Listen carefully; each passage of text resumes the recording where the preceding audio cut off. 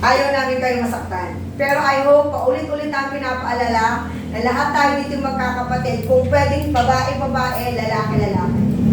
Nakakaintindihan? Yes. Di ba po, di ba po sinabi ko na kapag yung dalawang, yung dalawang babae at babae po, bumalik po kayo, kailangan po ba nilang maghiwalay? Oo. Kung May relasyon silang babae-babae. Babae. Tapos po, bumalik po sila sa kay Lord. Kailangan po ba? Yes. Opo. Hindi sila pwedeng sumunod. Nasa doon ka pa rin sa singin.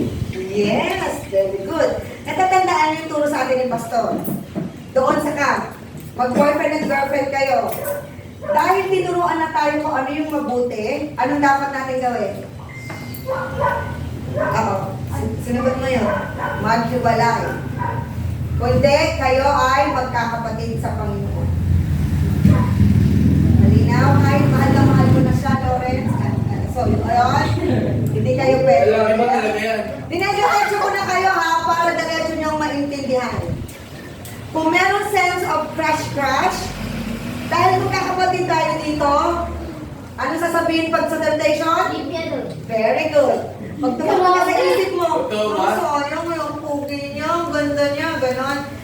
Temptation na yun. Kasi papasok sa'yo. Come with me and... Sabi, in Jesus' name. Alisin yan. Hindi muna. Enough. Kami dalawa lang po. Isip ko. Hindi ko sasabihin sa akin. Okay lang po yan. Oh. Sige, sasabihin ako. Pero hindi ko sasabihin isa sa inyo. Kahit kapatid kita, tatay kita. Ano na? Parang po, yung parang hindi po sila nag-ibig. Update na update si Nelly pagdating sa labas. Tapos sa labas, nagkadikit. Tapos magka-holding hands. Ano? Oo. Kanya Tama yun? secret yun. Kanyari, ay, dalawa na lang mag-boyfriend tayo ha. Dati sabihin ka naman ha, kasi bawal eh. Kasi love na kita. Hindi tayo ha, ganyan. Kasi mawawala pa kita. Sinasabi ko lang yun ha. Sample lang yun. Anong dapat natin gawin kung tayo mag-pool? Ang alam natin na sa paalala sa atin ni Mana at ni Tito Mel, tayo'y magkakapatid sa Panginoon. Bawal. Ang gagawin mo Kuya Nico? Leave me alone po. Oo. Ayoko na kaibigan lang, because kaibigan sa... Very good. Okay, kung mag-holding hands tayo, kaibigan tayo sa Panginoon. Pero, make sure na lumayo ka ng konti. Kasi ang mangyayari is, andun na naman yung puso mo eh.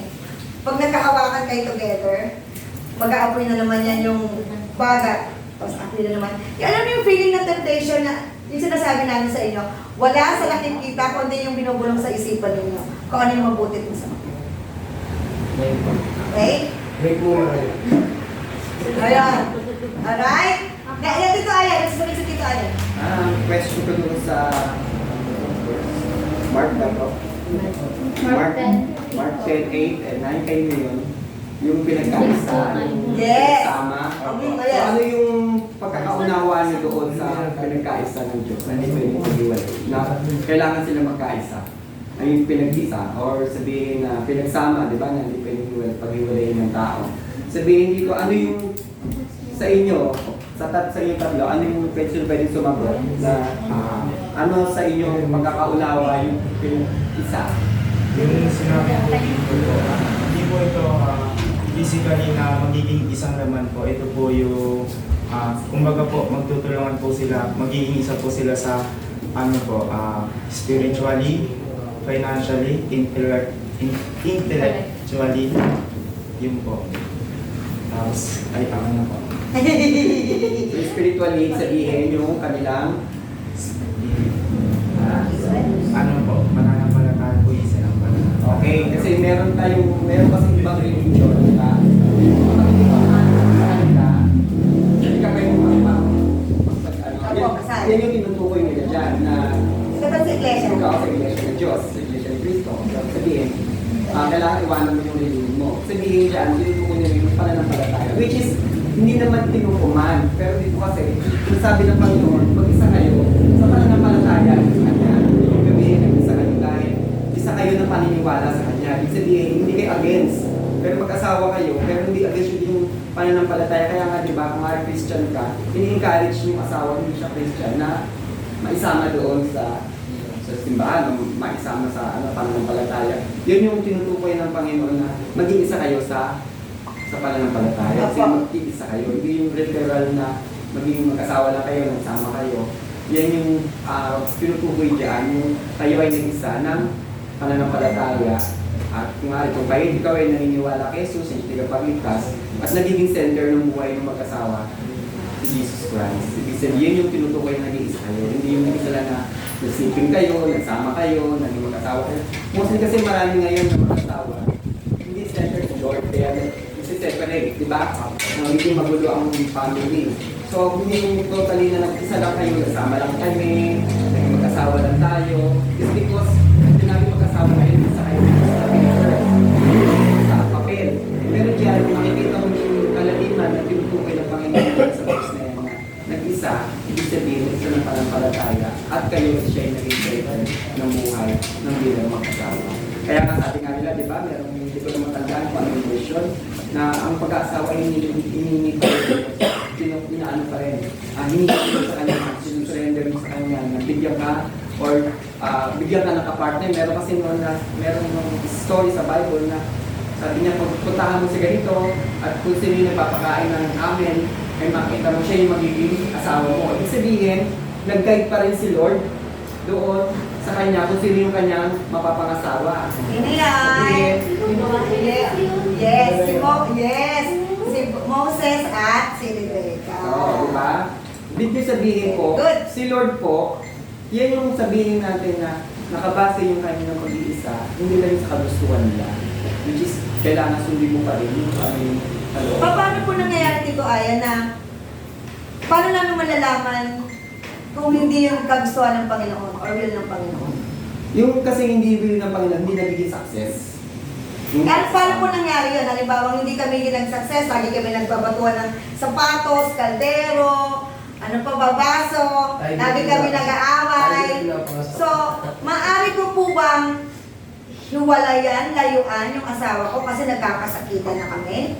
Yung kasi sa ayon sa legal natin, sa batas ng tao, sa legal ba, sa umaano, kasi meron ganoon na love, Apo. na binibigay ang tao na kasi hindi na masaya or hindi na nagiging okay yung pagsama. Kaya nagkakaroon ng batas. Hindi na healthy. Yes, so nagkakaroon ngayon ng batas na annulment, yung tinatawag, di ba? Kasi may ground, tinitignan din. Which is, pero sa batas ng Diyos, hindi yung applicable, di ba, sa kanya. Which is, pero kasi, baka kasi maging cause din ng pagsasama nyo kung nagkaaway kayo, maging sin. Kasi, di ba? So, ano po dapat namin gawin? Dapat gawin nyo, siyempre, i-confess mo pa rin kay Lord, ihingi mo pa rin sa Kanya. Siya pa rin ang gagawa ng kaparaanan na yun para mabagis ng tao. Mali, magkasawa, sugalor, or manino, di ba? Yung gambling, sugalor sila. Hindi nawawala yun, di ba? Pero, si Lord, pag hiniling mo yun, ibinigay sa'yo, mangyayari yun. So, ibig sabihin, sa mag-asawa talaga, yung faith pa rin ang binibigyan ni Lord, yung buhay mo bilang mag-asawa kayo, inaano mo pa rin, dinidepende mo pa rin yung lahat ng mangyayari sa Kanya. Kasi nagiging successful yun doon sa pamagitan nila ng Panginoon. Kasi baka kaya sila nagbabangaya kasi or nag-aaway lang. Kasi baka wala si Lord sa buhay nila. Kasi hindi naman mangyayari yun kung si Lord nandun sa buhay nila. Wala nagpapatalo Diba? Yung sabihin, para sa nagtataasan or ano, tapos nila bibigayan. So, sabihin, hindi nila nakikita talaga yung pag-ibig ni Lord. Pero once nga na nagbalik loob sila, kahit na sila ganun miserable, yung buhay nila mag-asawa, pag nakita nila yung liwanag o yung ng Panginoon, magiging okay. Magaling kayo ah. Which is, sabi nga nila, sa batas kasi natin, totally ganun talaga at ibibigay ng batas. Di ba? Pag nakita or merong mental health yung asawa or nananakit kasi meron na siyang Alzheimer o meron ganun na binibigay ako nagkaroon sila ng mental health. Yung sira yung ulo nila, gano'n, sira ang ng drugs, ganyan. So, nagkakaroon ng batas ng tao kasi na hindi mo na kailangan samahan sa mga ganun. So, which is batas ng tao yun. Pero dapat kasi, kung yung batas ng Diyos na yung sinumpaan mo na sasamahan mo siya habang buhay, sa hirap, sa ginawa, di ba? Yung faithful mo sa Kanya. Pero sabihin natin, yung doon pa rin tinitignan ni Lord sa buhay ng mag-asawa kung gaano kayo katatag yung pananampalataya sa Kanya. Kung talagang yung buhay ninyo ay binibigay niyo sa Kanya, at inihingi sa kanila ng gabay, na pwedeng mabago yun, kailangan imposible na sa kanila. Ganun ang ano ng Lord na gusto niya, nakita doon sa mga may relasyon. Kaya doon sa pinagkaisa, sabihin nga noon, ay pinagkakaisa kayo ng pananampalataya, yung pag-asa, pag-ibig. Sabihin, hindi yung kayo naging mag-asawa nga dahil sa kapatid. O, gusto niyo bang, yes, Kasi po, sinabi ko ni Pastor na kung mag-asawa sila tayo, hindi mo po pwede hiwalayan, yes. Pero kung halimbawa life and death situation na mas mabuti, humawalay kayo ng bahay, pero hindi ka mag-boyfriend, hindi ka mag-girlfriend. Ngayon, yes, the more na nag-girlfriend ka, ay walay lang kami ng bahay. I-urge ko physically, mag-boyfriend ako, mag-girlfriend. Kasalanan na yun. Ha? Pag hindi kasal, kung alam mo na na hindi yung tama, anong dapat gawin? Ano gagawin? Magpakasal. Kunyari, magkasintahan kayo, nagkaanak na kayo, nakakilala na kayo sa Panginoon. Ano ang dapat nyo gawin? Magpakasal. Ano dapat nyo gawin? Magpasangan. Pakasal. Lugi ka dito. Kasi wala, ano tawag doon asa? Kasi ang adultery, pangangalo niya eh. Tapi yung nagsasama ng fornication, yung nagsasama ng Na hindi. pastas, oo. O kaya, mag-boyfriend and girlfriend lang, Oo, gumagawa ng hindi nagsasama na, tama. oo. Nagkakasala pa rin.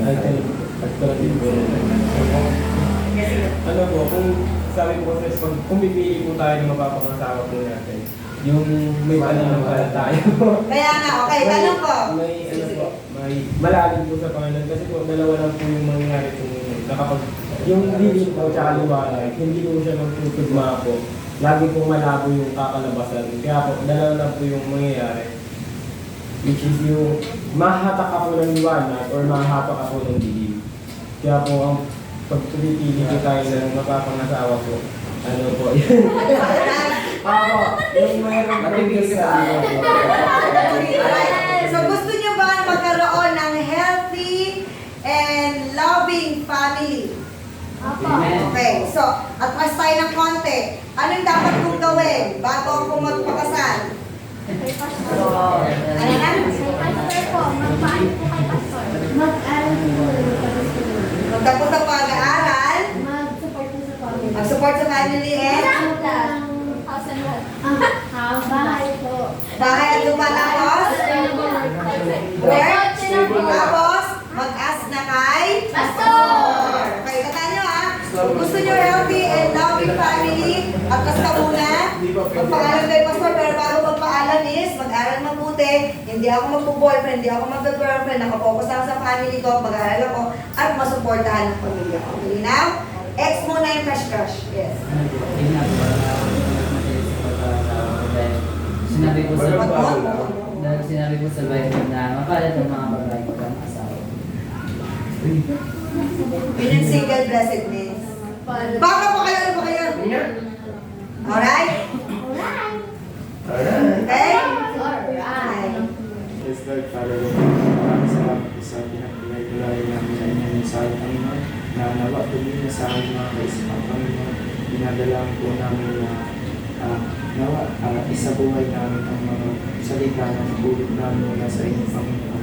Panginoon, dinadalangin din po namin, Panginoon, na namin pagkakati sa Panginoon, maging ang aming pag-alis, Panginoon, na nawa ko po ang bumagay sa bawat isa na sa bawat pagkawag ng instrumento, gawin po ako naman sa bawat isa na ginagawa ko namin ang lahat ng para lang sa iyo, para po sa iyo, Panginoon. Panginoon, tinadalangin po namin na nawapagay natin ito ang bawat isa ulit sa pagmuli sa Panginoon na wala pong mapangamakulat, tagalin po ang kaba sa aming mga puso, Panginoon, sapagkat ang ginagawa po namin para sa inyo lamang, Panginoon, wala po namin dalang sa pangalan ni Jesus.